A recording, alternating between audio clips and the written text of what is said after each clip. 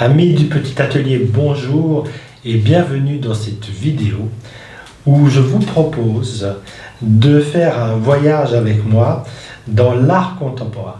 Et pour ce faire, moi j'ai choisi 10 œuvres créées par des artistes qui ont un impact majeur dans l'histoire de l'art contemporain. Avant de commencer à les considérer, j'aimerais bien que nous cernions ensemble ce qu'est l'art contemporain. Je dis cerner parce que à l'heure d'aujourd'hui, il n'existe pas encore vraiment de définition de l'art contemporain. L'art contemporain, contrairement à ce que croient certaines personnes, n'englobe pas tout ce qui est produit de nos jours. Il y a des tas de choses produites de nos jours qui ne sont pas considérées comme de l'art contemporain, en tout cas qu'ils ne seront pas considérés comme tels si vous les présentez à un professionnel de l'art tel qu'un collectionneur, un marchand, un galeriste ou un consultant. Pour pouvoir justement cerner ce qu'est l'art contemporain, j'ai mis au point 9 critères. Étonne-moi, disait Jean Cocteau. Ce qui veut dire qu'une œuvre, pour être appréciée en tant que nouvelle, doit évidemment être nouvelle. Qu'elle ne doit ressembler à rien de ce qui a été fait auparavant. Il faut que l'artiste ait créé quelque chose qui, d'une certaine manière, n'ait jamais encore été vu. Jusque dans les années 50, donc à la date à laquelle on peut dire que l'art contemporain commence, l'étoile avait une fonction très précise de célébration. Célébration de la nature, célébration du pouvoir, célébration de la religion. Quand on parle par exemple d'un paysage, même un paysage impressionniste, on est dans un critère de célébration parce que la nature, la beauté de la nature, célébrer la beauté de la nature, c'est célébrer en quelque sorte la création divine. On peut célébrer aussi quelqu'un de sa famille, c'est aussi une façon de célébrer. Ici, on n'est plus dans la célébration de la divinité, on est dans la célébration bourgeoise des valeurs de la famille. À partir du moment où on est dans l'art contemporain, on tourne le dos à ça, on ne célèbre plus. La revendication d'une justice, la revendication d'une morale, d'une éthique, la revendication d'une philosophie également. L'art contemporain se doit de revendiquer quelque chose. On peut très bien dénoncer l'injustice faite aux minorités ethniques, par exemple. On peut dénoncer, par exemple, la surexploitation de la terre. On peut dénoncer l'abattage des animaux. On peut dénoncer des tas de choses. Le troisième critère, qui est au fait un corollaire du second critère, c'est une opposition à l'establishment et à la classe dominante. Donc il ne suffit pas de dénoncer, il faut aussi s'opposer. Évidemment, cette dénonciation est très dangereuse pour l'artiste parce que ça peut lui valoir certaines années de prison, mais elle peut être aussi très forte. Bien souvent, un artiste, par son art et par l'art justement, a des possibilités de se faire entendre, quelquefois beaucoup plus fortes que ne peut l'avoir un homme politique ou un homme de la rue. Va s'exprimer avec des métaphores, avec des images, avec des comparaisons, avec quelquefois des oppositions. Et c'est justement ce langage poétique que détient l'artiste qui lui permet justement d'avoir une parole beaucoup plus forte au sein de la société. Ce qui est paradoxal, évidemment, c'est que l'artiste dénonce la classe dominante. Or, c'est seulement la classe dominante qui peut, par ses achats, soutenir les artistes. Il y a une contradiction ici, et c'est cette contradiction qui peut quelquefois valoir à l'artiste certaines critiques. Quatrième critère, c'est un certain retentissement médiatique. Il est évident qu'à partir d'une œuvre est originale, à partir d'une œuvre dénonce une injustice, à partir du moment où une œuvre s'oppose à la classe dominante, elle va faire beaucoup de bruit.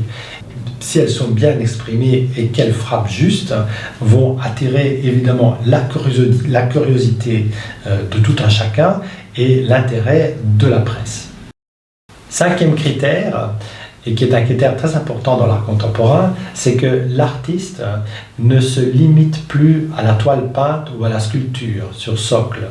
L'artiste contemporain s'ouvre à d'autres médiums, la photographie, la vidéo, la sculpture en résine, mais aussi à des installations, et quelquefois des installations avec du vivant, quelquefois aussi des installations technologiques. Il s'intéresse aussi à la biotechnologie. L'artiste est beaucoup plus ouvert dans sa recherche et dans ses médiums. Alors, sixième critère, encore une fois, corollaire des critères précédents, il est évident que quand un artiste rejette l'establishment, rejette tout ce qui a été fait auparavant, évidemment, son plus grand rejet, ce sera le rejet de l'académisme. Or, qu'est-ce que c'est que l'académisme? C'est les canons, c'est une définition de ce qui est beau ou de ce qui est laid. Et voilà quelque chose à quoi l'artiste contemporain va tourner complètement le dos. Pour lui, pour l'artiste contemporain, il n'existe plus rien qui soit beau ou laid. En tout cas, ce ne sera plus son repère pour sa création. Septième critère, très important, mais qui ne concerne plus tant l'artiste que le spectateur des créations de l'artiste, il s'agit de la contextualisation. Alors c'est un mot qu'on utilise beaucoup quand on parle d'art contemporain. On dit toujours il faut contextualiser. Ça veut dire quoi? D'une certaine manière, ça voudrait dire très grossièrement expliquer, mais c'est pas vraiment le mot qui correspond. Quand on contextualise, ce qu'on fait, c'est qu'on donne des clés pour comprendre le pourquoi et le comment de l'objet qui a été créé. Un objet d'art contemporain, si vous le voyez hors de son contexte, peut vous laisser complètement indifférent. Si vous voyez par exemple une paire de chaussures, si vous voyez un urinoir, si vous voyez un poulet de supermarché, est-ce que c'est de l'art?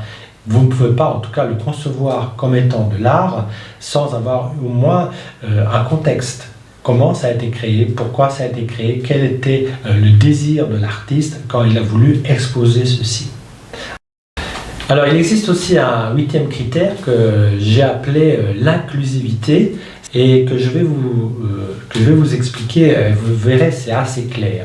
Quand on pense une création classique, on a remarqué que la plupart des toiles étaient dans un cadre, en tout cas exposées et montrées dans un cadre, ou que la plupart des statues étaient posées sur un socle.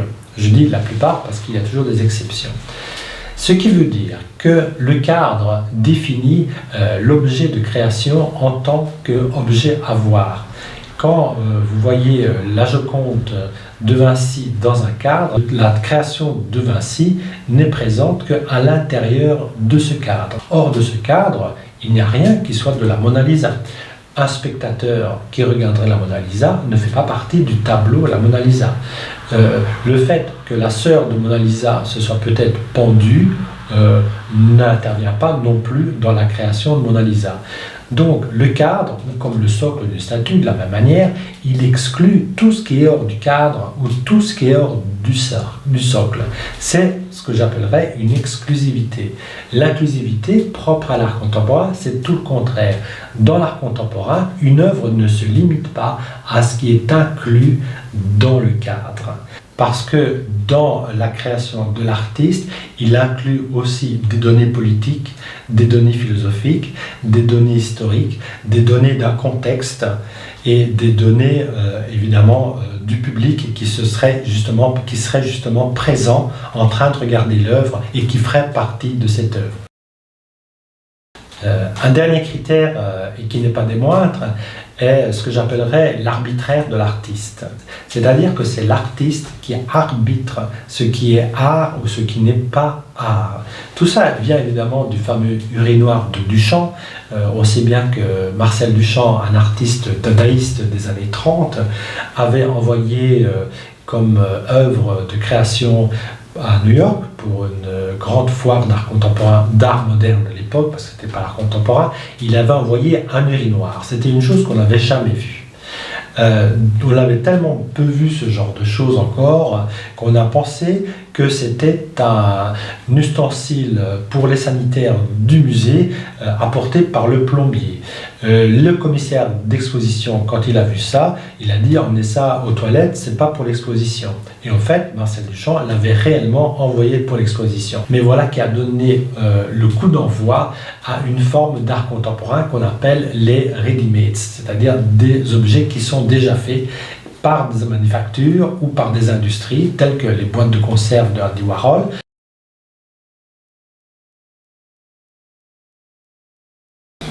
Alors il existe un aspect de l'art contemporain qu'on ne peut pas mettre de côté parce qu'il existe bel et bien, il s'agit de l'aspect spéculatif.